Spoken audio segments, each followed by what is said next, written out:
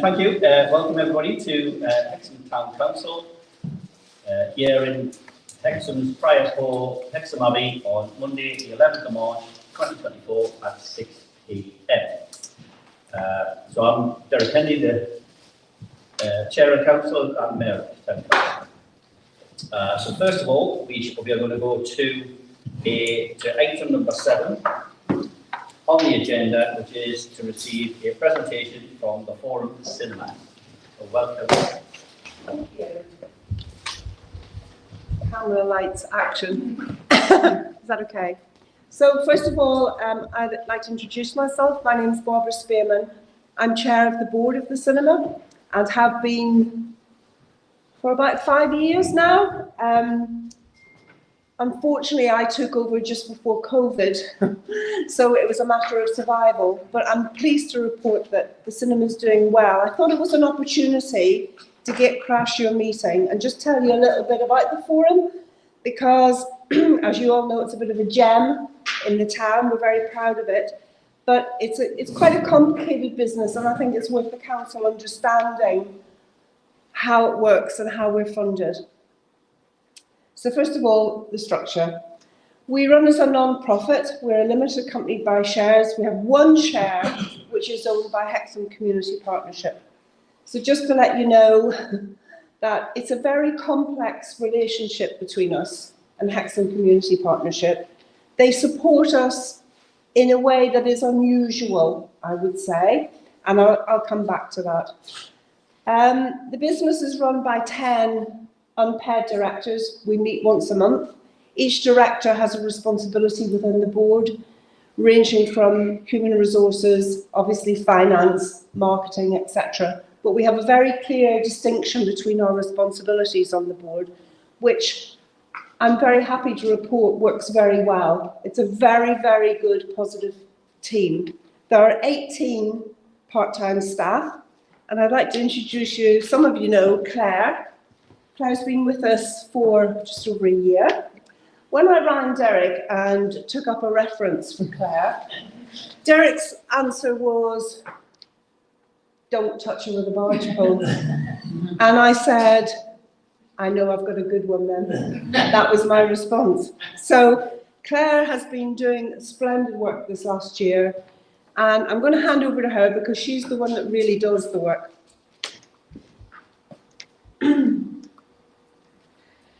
So the first thing I'm going to tell you about is our lease, because it does underpin quite a lot of things that we can and cannot do within the cinema.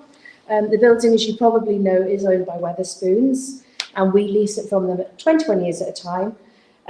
Our lease is due up in 2028, and we do have an automatic right of renewal.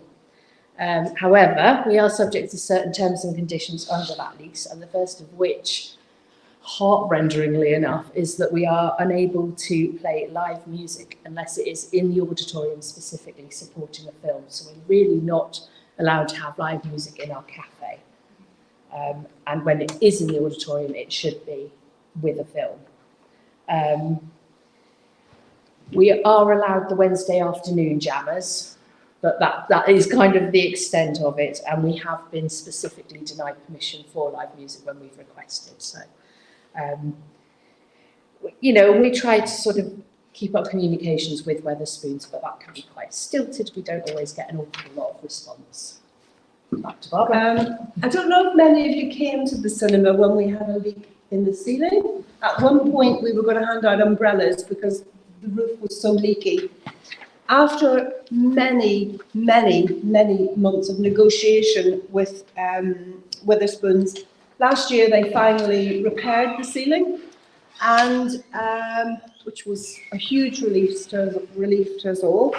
Claire has been very clever and has got some grants for us to insulate the void between the roof and the ceiling of the auditorium. We had to pay for some of that ourselves, but it's definitely worth it. And I don't know if any of you have been. I've actually had customers now complain that it's too hot. The words that I never, ever thought I would hear. So well done to Claire, and thank you, Wetherspoons. However, we as a board want the cinema to be the best it can be. And with that in mind, any money that we make, we earmark with a shopping list. Claire has drawn up the shopping list, which I'll just rattle through, replacing the drapes and the curtains, which do not now meet all the fire and safety regulations that we have. So that's absolutely essential for us. New carpets. Claire, help me out here. We'd like to bring back the 1930s Art Deco lamps. One of the things that happened quite recently, well, two things that happened quite recently, was we refurbished the disabled toilet and we installed a gender-neutral toilet. But the main toilets, the ladies' toilets and the gents' toilets, are in desperate need of repair. As you can imagine, that's a very expensive job. We've kind of put that on the back burner at the moment, but it's there. Our main expense last year was the projector. And if we don't have a projector, we don't have a business. So thank you to Trevor, Mr. Chairman, and Suzanne, who's not here, is she? Suzanne's not here. Because you all helped us buy a new 4K projector. We still have quite a substantial loan. We had a benefactor who gave us a loan, an interest-free loan. We still have to pay that back. So that's, you know, all of these balancing acts goes together. However, we are in the process of setting up a supporters group for the forum. Part of the problem we've had is we can apply to various, say, Heritage Lottery Fund, for example, but they won't give the money to us, but they will give money to the supporters group. So we are just in the process of setting that up. We've agreed the constitution. We're talking to people in the next few weeks. Thank you.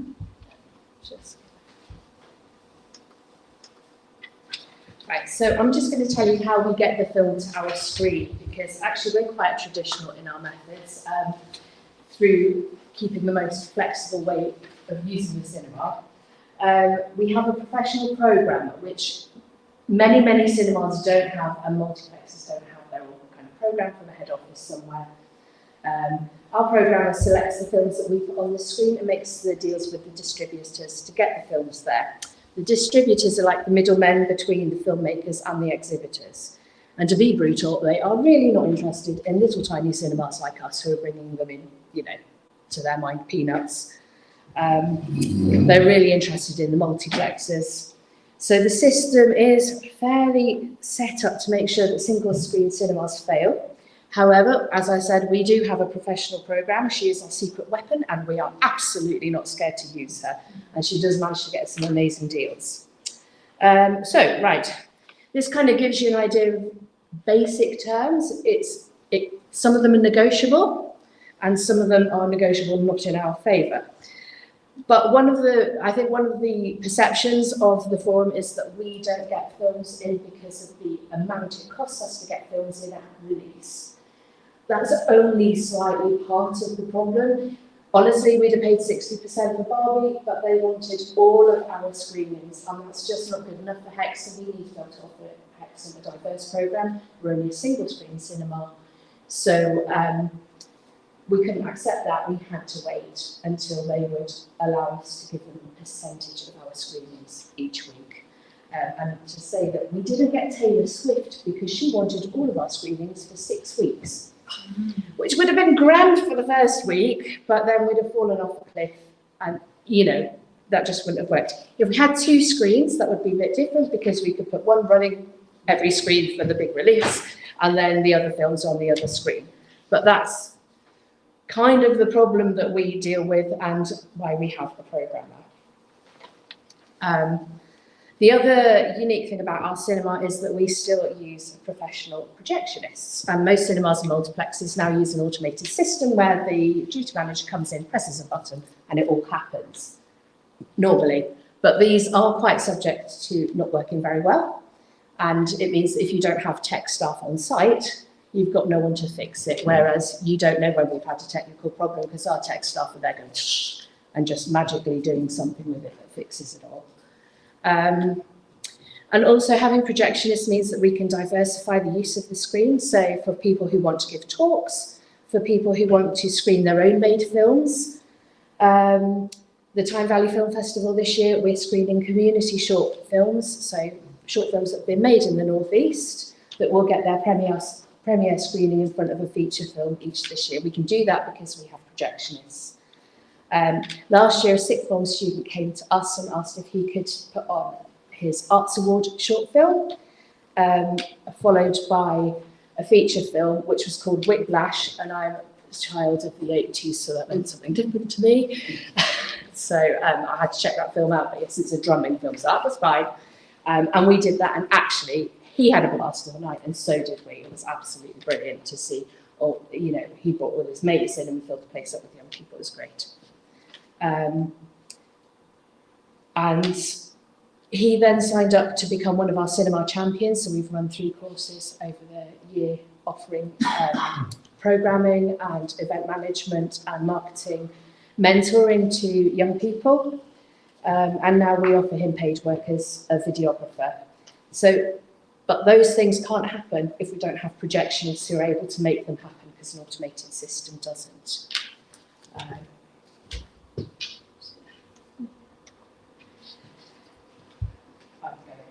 Accessibility. So our staff range from 17 to 72, which I think is admirable, most of which are locally employed.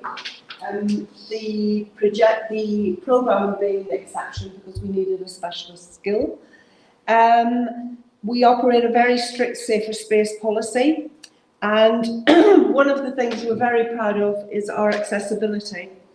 We have audio description for people with visual impairments, dementia-friendly screenings, relaxed screenings for people with additional needs, and parent and baby screenings. All of these luxuries, in a way, cost us money, to be truthful, because we can't open it to the general public, or we choose not to open it to the general public for various reasons.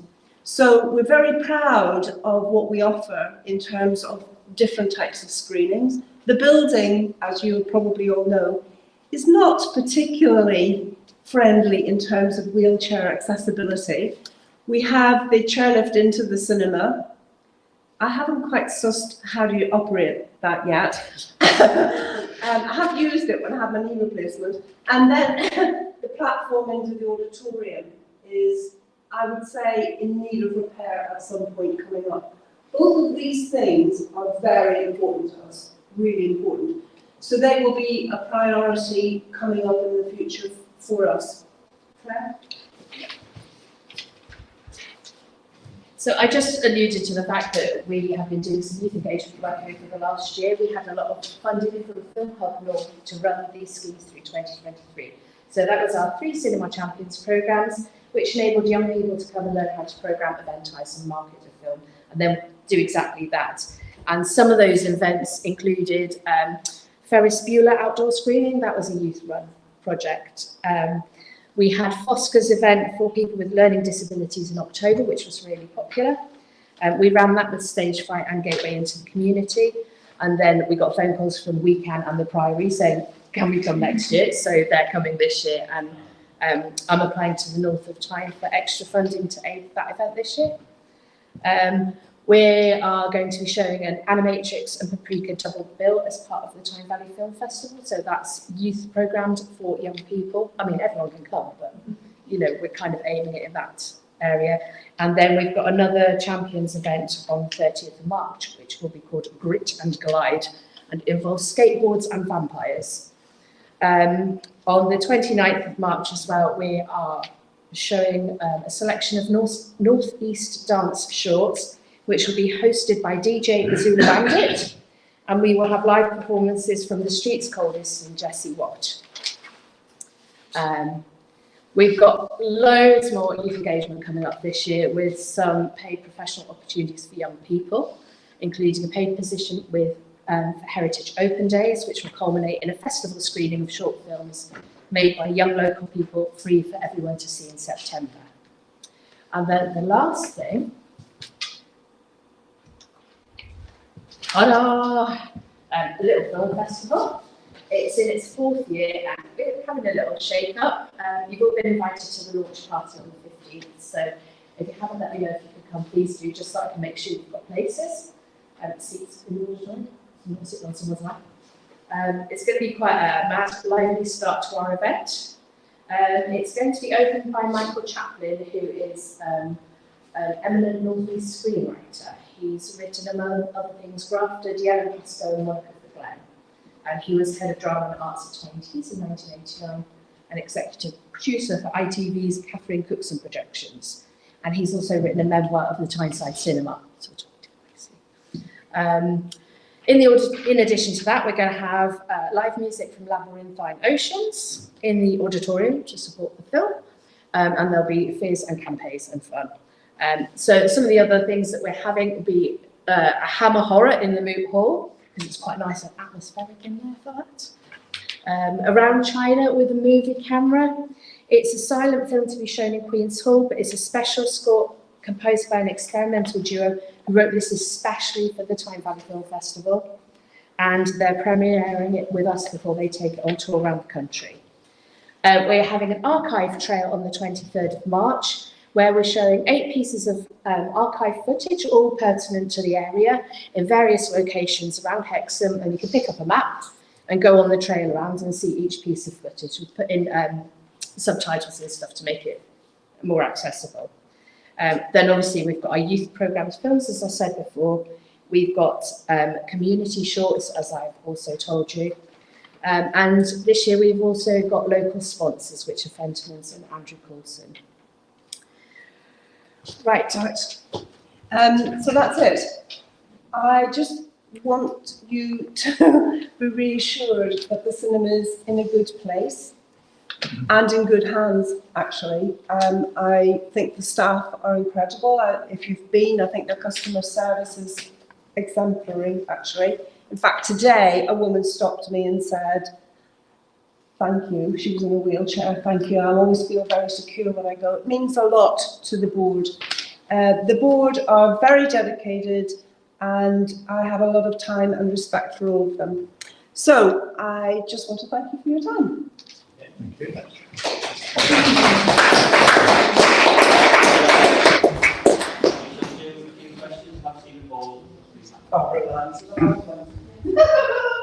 Congratulations, and I'm sure that's shared by all the town councillors for what you're doing. I'm aware of you specifically of 10 in the organisation around with the help of Claire, who I know very well. There's just one thing that I just don't understand. Among grant authorities and grant giving people, I can't understand the role of the community partnership. I understand the concept of a lender of last resort, but I can't figure out why you're not an independent charity and that work with the heritage lottery people. That's why you won't get a big grant. The lease is one, and I understand that, and that's more difficult than me saying it, but I just don't understand why you're not an independent charity when the community partnership doesn't really stand behind you, because it can. Right, we can explain that. Indeed, yes. Because for several years we've thought about detaching ourselves and becoming an independent charity. We had a meeting with Anne Lawson, and essentially she said to us, you will never be able to unpick the relationship between HCP and yourselves, because the cinema was bought as a profit-making business for the town. And so, to be truthful, on her advice, we gave up. We did think that when HCP applied for their charitable status, that we could maybe mooch in with that, but they have now divided that. You perhaps know that. So they've got their business side and they've got number 28.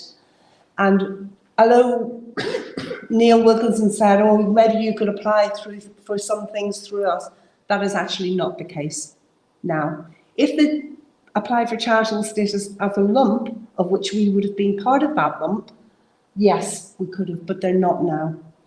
So my understanding, could the community partnership apply for funding on your behalf? I don't know that there'd be any further forward. No, I don't.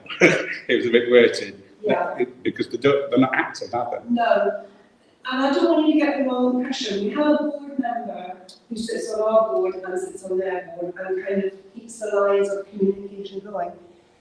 The one way I think the partnership support us is if we don't make money, they don't ask for money. Yeah. And actually, I know that sounds like in a roundabout kind of way, but actually that is supporting us because they're not saying we'll have our 20% of whatever you've got in the bank. So that is really important to us because, as I've said to you, we've got things we want and indeed need to do. So we are keeping some reserves to feed into that shopping list, if you like. And your relationship with Wetherspoons. Oh, because- yes. Yeah.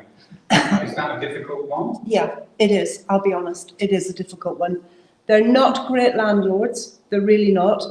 One of the reasons we've had problems with them fairly recently was because we were having music in the cafe to support a film.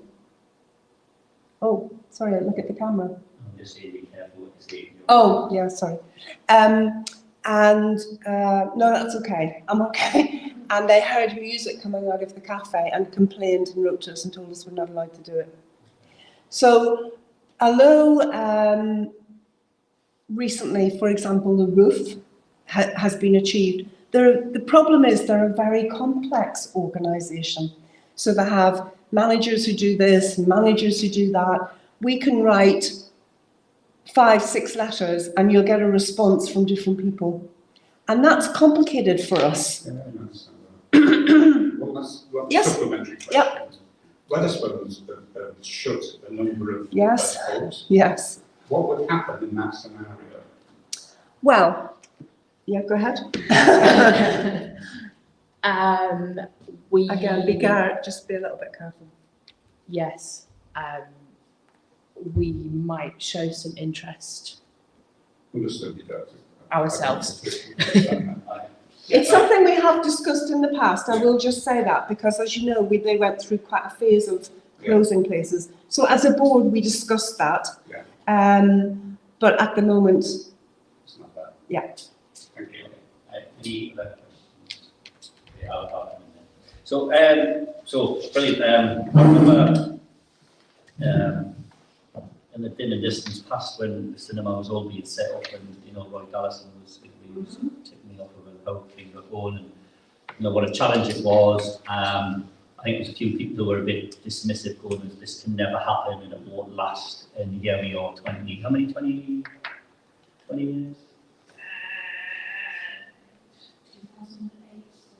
I should know that. 16 years, it's amazing, it just shows you, if you believe in something, really want it to happen, it works. But Derek, honestly, our customers are amazing. They are incredible. 2 things, we don't have competition around us, that's the first thing. Yeah. And secondly, if they know a film's coming, we know this from our own research, they will wait. And those 2 things make a huge difference to the cinema. That's certainly the way, as an individual, I operate, for something I would go and see, I don't go to the Metro Centre or Newcastle, I want to see it for a company.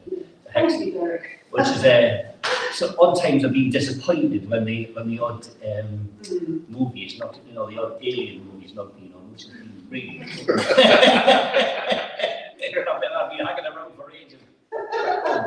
But anyway, no, it's I do, and I think this is a message I've spoken with you guys before about, was just that really getting it over to people to go like, look, the money that you pay for the cinema is actually a social venture. That it's actually money. Not only are you watching for the movie and the experience, but you're actually pumping money back into it, and it's a cyclical thing. So really important that we communicate that. Just I think on the Wetherspoons thing, I think what I've seen with the Wetherspoons is that they did go into many places and put, say, several pubs in one city, and then decide actually they've got a saturation point and actually started to remove them, getting down to the right size. I think we all see how popular the Wetherspoons in Hexham is. I wouldn't see that being an unprofitable business. I think I would expect them to be here for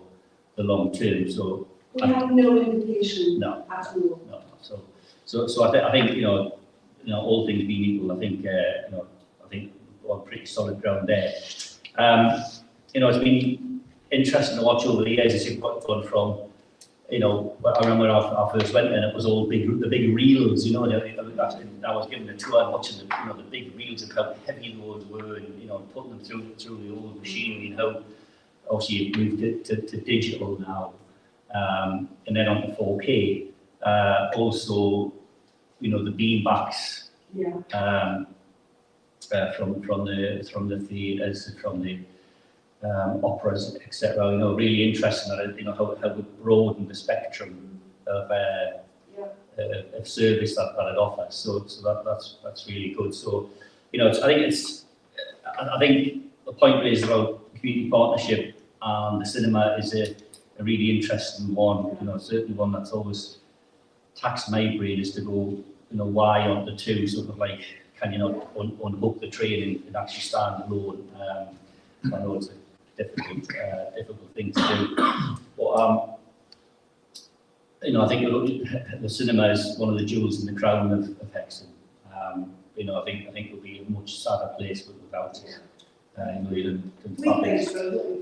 Yeah. I mean, the experience you have at the cinema is not the experience you'll have at the metro cinema. No. The staff know you generally. Yeah. They, Mrs. So-and-so, I volunteer as an usher, and the number of people who come in and say, "Oh, do you know where you're sitting?" "Yes, I always sit in the same seats." You get that all the time. Yeah. Really committed. So I'll certainly be attentive. I've got tickets on the one room free. So seeing that.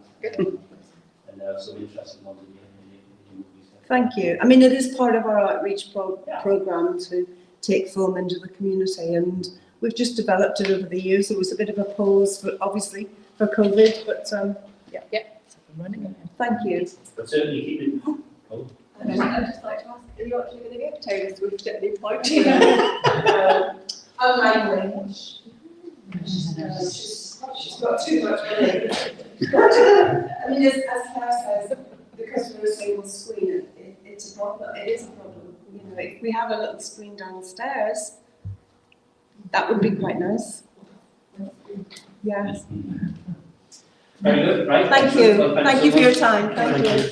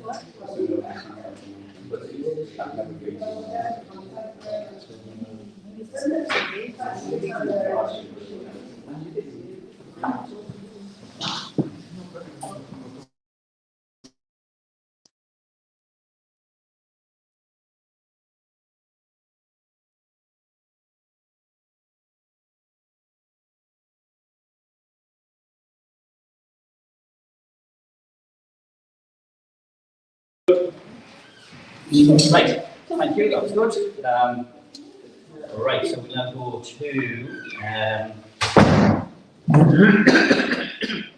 going to go to item number 1, which is welcome by myself, and we're going to do, I would like to, we'll see it like with the unfortunate news of former mayor, former councillor, and our man who did so many good things for Hexham, Tom Galanders, who sadly departed just a few weeks ago. So if we could all stand for a minute silence.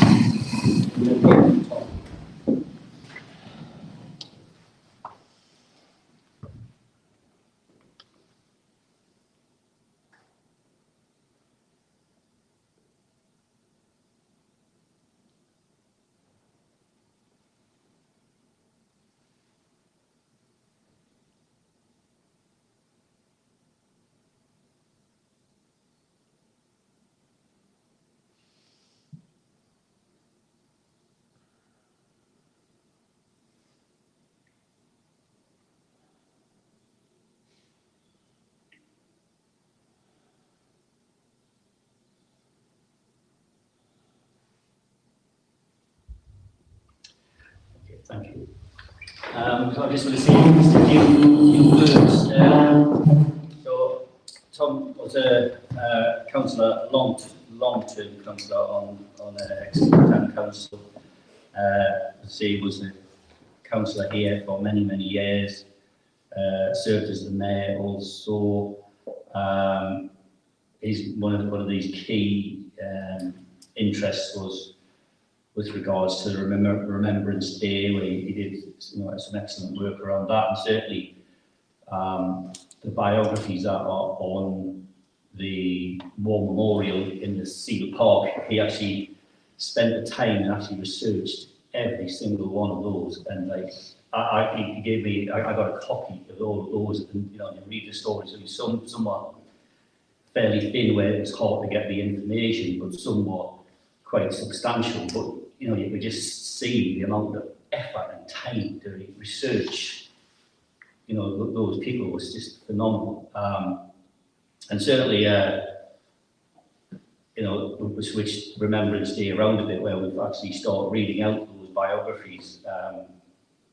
And are very touching just to read, those individuals that he did all that work to actually find that out. He was also did a huge amount of work with the Royal British Legion also, and I know he was involved in many other activities in the town.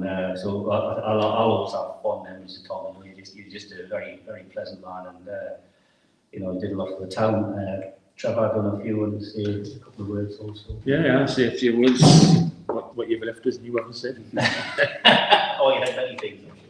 Well, it did. I mean, I've known Tom for a long time now, and he's been a good friend of mine. And I'd like to think he's been a good friend, as he reiterated to of the people of Hexham as well in his time when he was mayor. He's my deputy for 2 years. Yes. I couldn't pick a better deputy. He was a lovely man. And then he came on into the mayor for the following 2 years. What I always found out Tom was, when he had a conversation with me, he always had that little bit of humour. He was always quite entertaining. I'm sure he had a stricter side to him, sorry.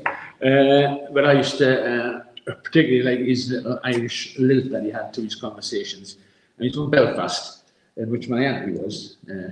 Rest her soul, she's gone a few years now, but she was from Belfast, so I always got that little connection between the way that they both talked like. So I found Tom was he stood for what he believed in, and worked tirelessly behind the scenes, but he never necessarily sort of reached out for the glory and the praise and thanks or anything like that. One other thing Tom was interested in was the town twinning, and he's a good supporter of that even before he became mayor.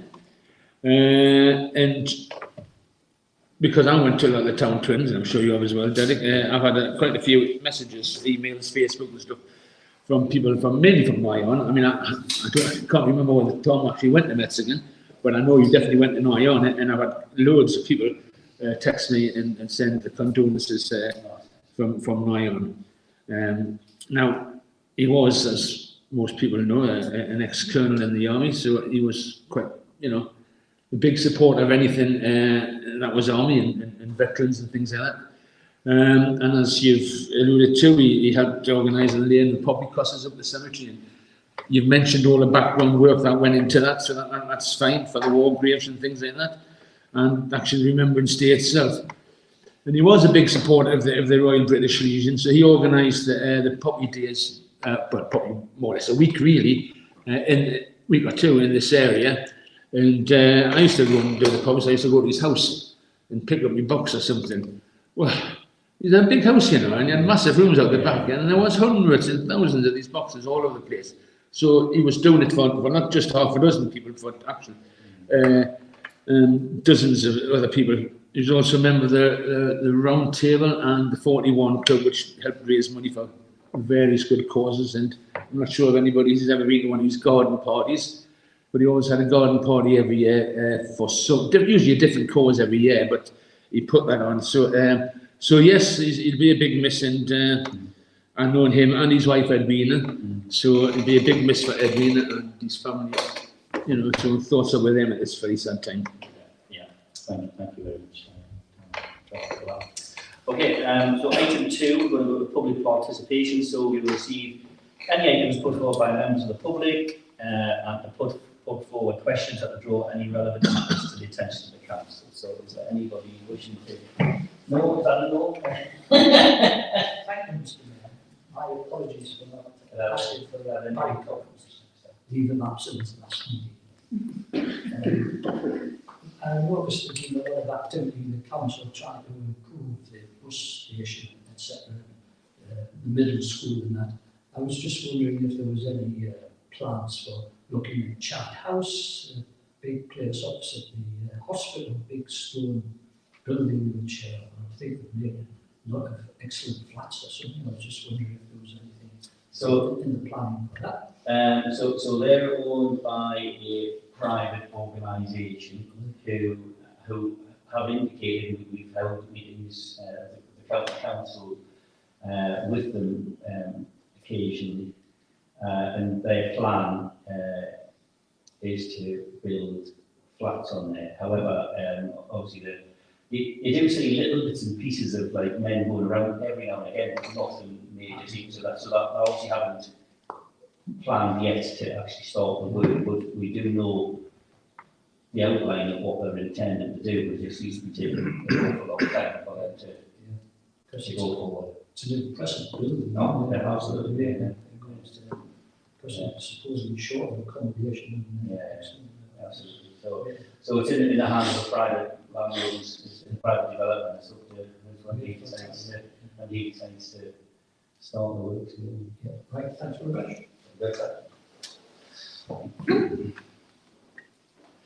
Right, apologies for absence. Tom Pearson. Pearson?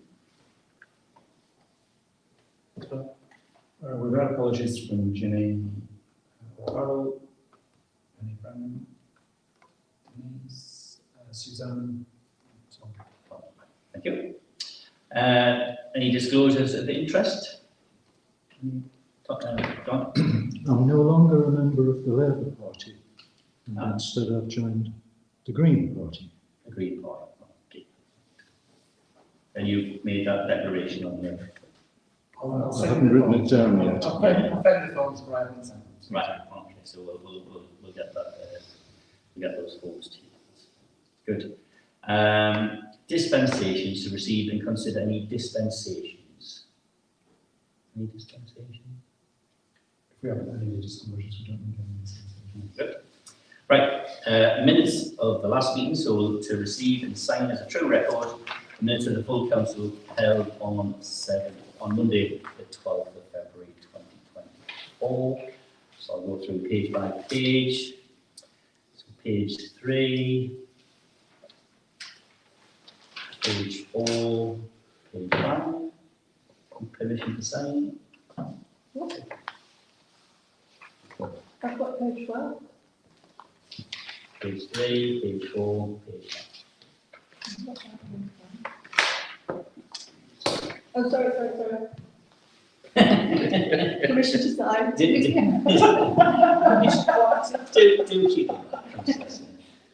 Permission to say. Okay, thank you. Good.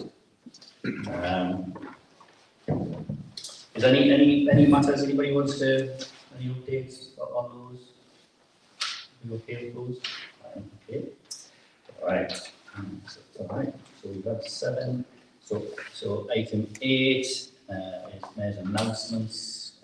Obviously we've spoke about the sad news of Tom Galanders. When his funeral is, Mr. Mayor? Sorry, what? Do we know when his funeral is? I don't. We haven't had any information through. And that comes through. I'll send this on an email just to ask. Against the information. Yeah, thank you. Good point. So attendance, I was at a meeting of the Torch Centre this month where there was many stakeholders attended that. So there's a few issues to discuss at the Torch Centre. It was a very enlightening meeting, and we'll see how that progresses. But I was in conversation with the chair of the trustees today. About having a chat with you also in that meeting. Attended the Hexham Pub, which I attend as the mayor, where the county council talks about the various planning and infrastructure items that are on there. There was conversations on the ongoing Hizaz work, which is on track, and expecting to complete in the May. There has been some adjustments. There has been some adjustments to that Hexham Heritage Zone, but like what we should recognise is, like, when you're digging up and you're finding things under the ground, there's all sorts of things there, utilities and all sorts of stuff from there. So there have been some adjustments. Various businesses have asked for various adjustments. So some happy, some not so very happy. There was also a discussion on the Shambles building and the area around there. We've since learned that that's now been paused and put back and likely to start in the early part of 2025, which I think was a wise decision, I must say. I'm pleased about that. There's the Hexham Middle School, the old Hexham Middle School consultation, which took place on the Wednesday of last week, and also on the Saturday. I attended both days. Spoke to the officers there, and said there was general feeling of positivity about it. A few comments, but very, very positive. People felt that what was being planned was the right solution. So that's positive. The town council held a market stall on Saturday, where we was very cold but engaging. I must say, we had a good number of councillors turn up, and it was always interesting to hear the commentary from our residents. At the first time we had the gazebo up, so that's good. So we've now handed back the old steel frame market stall, now got the town council gazebo, so it's a lot easier to handle and manage and everything.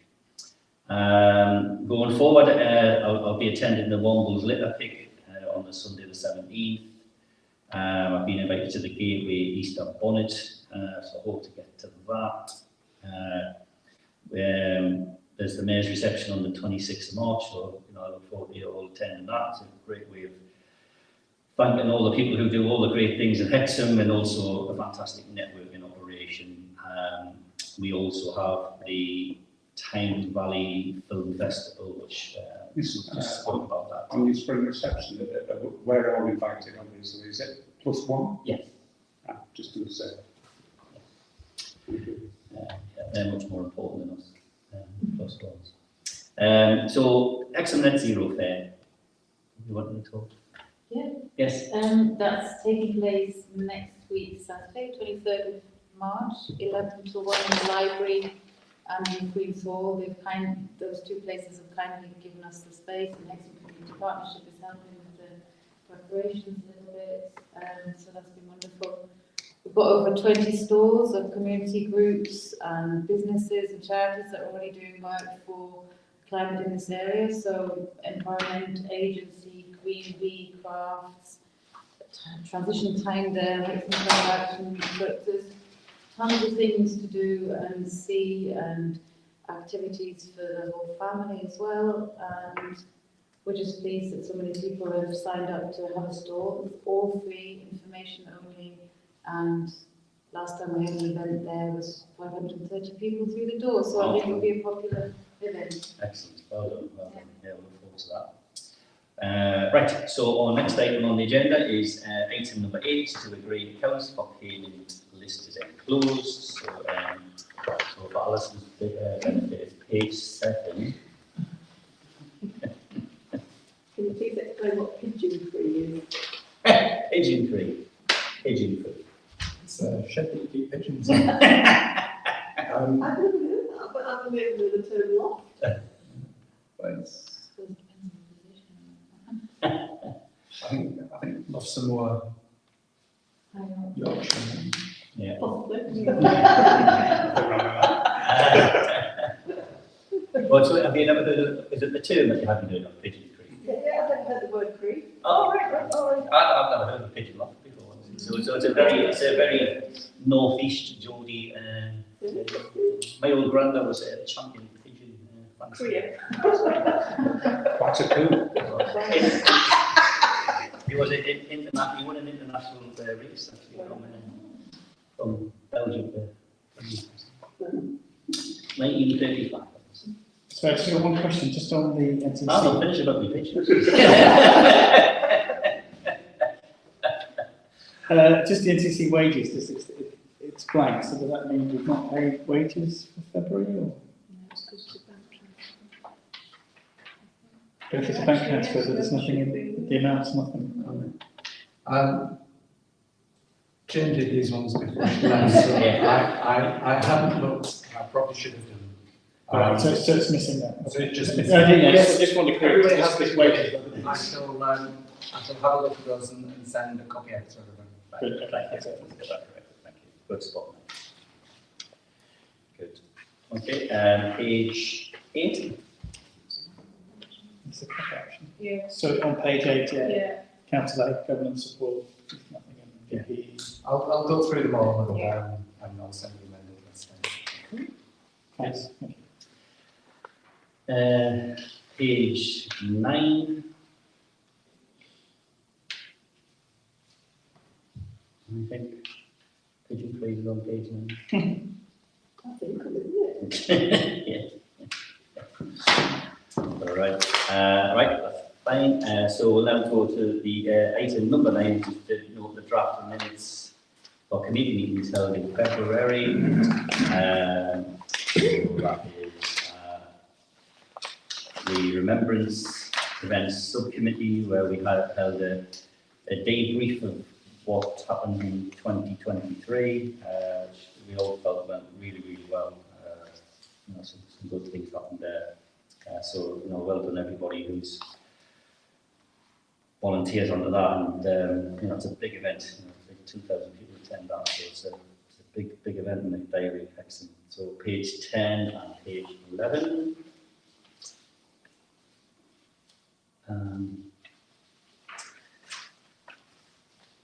So one thing again, I'll go back on page 11. I was told to actually contacting the Falklands veterans and having them play some role in this. And certainly, I think what we also considered is actually on the 11th of November itself, because it doesn't necessarily land on a Sunday, is actually to have a very small but organised remembrance event at the memorial. So just to remind people that the 11th hour, so, but very just a couple of minutes there, just advertise it a little bit. The next item is community engagement committee held on the 1st of February. Suzanne Fairless isn't here this evening. I've got a query on there, Derek. Oh yeah. I've got a query on that. Okay, so page 12, yeah. Page 12, yeah. About the moon. The moon. Yeah. So when David and Kath came to speak, I asked a question about who actually supported us who supported it in the end. And I understood that they'd said that it was just us plus them because we were dropped out. But in the minutes, it says that the Port of Tyne also funded. So Andrew was just going to clear that away. I mean, I had a look at my notes at the time, and I think there's some. I think the Port of Tyne sponsored the paper material that promoted it. But Right, so not that they actually funded the cost. I don't know if they contributed to the cost themselves, but it was one of the things that specifically did was the paper based materials. Are we going to clarify that then? I can clarify. Thank you. Thank you for that. Page 13, I think.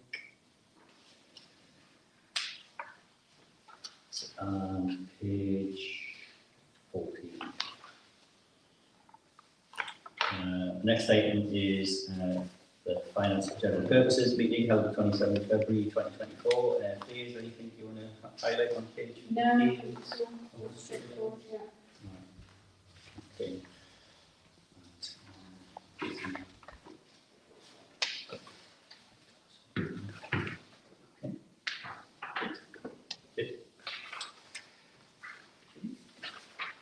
Then the next item was the planning and infrastructure meeting of the 27th of February 2024.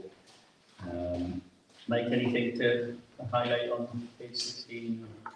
Just the, one of the changes, just the planning applications, because we're not meeting regularly, so we're having sort of a main meeting and then a very light meeting just to make sure we complete the cycle, so that's right. Obviously the town council invited. Yeah, thank you. So that's 16, 17. You want to say anything about the neighbourhood plan item? On page 18, page 17, page 124.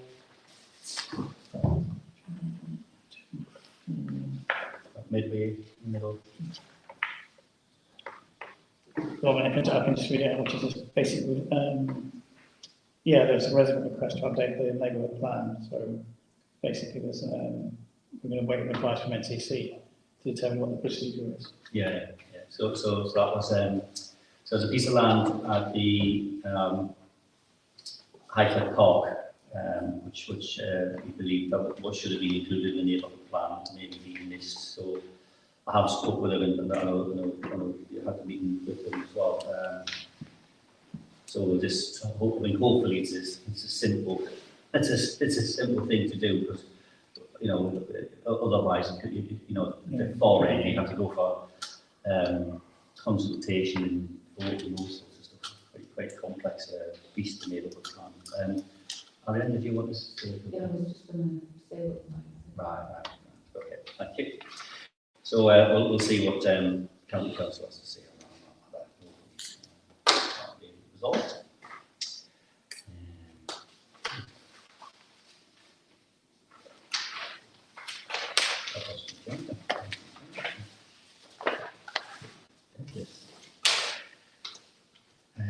Sorry about that. And the next item is number 10, to note correspondence.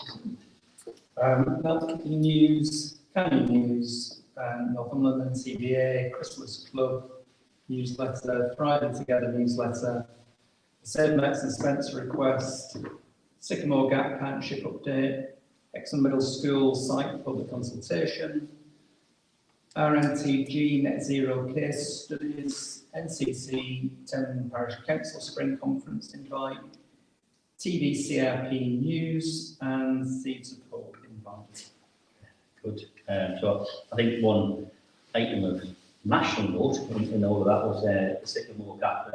Certainly was interesting to hear. I was listening to Radio 4 on about how they've been able to, take saplings and seedlings off the tree, and actually got them grown in a secret place in Devon, which is good. So hopefully something can come of this, and it keeps it in the public eye. I think the Sycamore Gap. It's been interesting how it's just the tree being put down there, everybody's forgotten about it. It's still sort of pricks the nation's interest, which is good. Certainly, I have this guy from Denmark who rings me every now and again. Because he's a journalist in Denmark, and he keeps ringing me all the time, going like, "What's happened next?" so it's quite interesting that he's interested in such a thing, but obviously it's quite a major thing. Please, it's still on the news agenda. Okay, so that's the end of the meeting. Okay, so thank you very much.